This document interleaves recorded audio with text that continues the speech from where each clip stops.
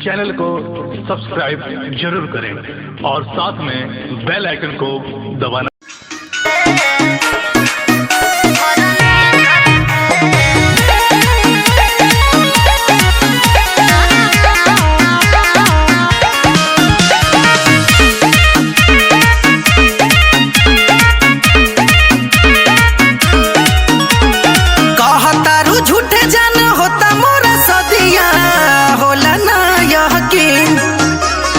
चल जइबू सैया के घरवा लगा जोड़वा पहिन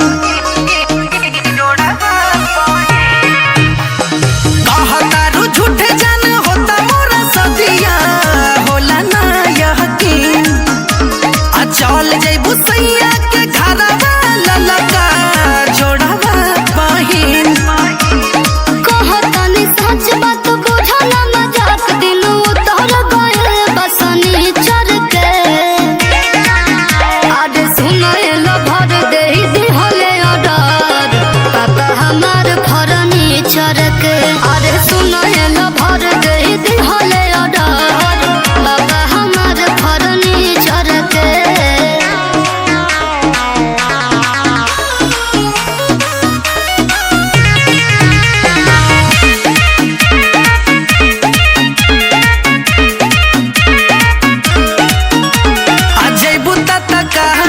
पूछबू ना जाई के ससुररिया में आहो जइबू जहान ईद के तू चाहन बैठते ही गड़िया में तो का करी बताओ।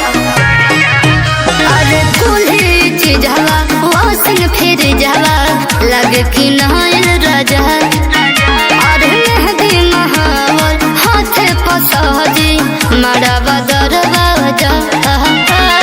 सुनी तोहर बोलिया लगेला गोलिया कोह के मनवा भीतर के। अरे सुनल भर दे दिहले ऑर्डर पापा हमार फर्नीचर के। अरे सुनल भर दे दिहले ऑर्डर पापा हमार फर्नीचर के।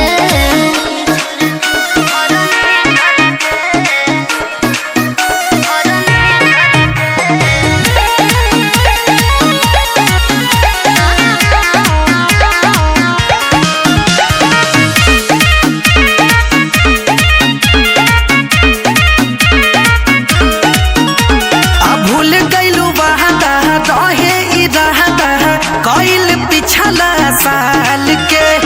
अखियां के सोझा गम के ई बोझा चली जइबू डाल के। अरे ना पागल ऐसा मत सोचा। बुझो मजबूरी करत दूरी पापा के पगड़िया। अरे सुनो ए चांद ना हो हरान लेते रहब खबरिया।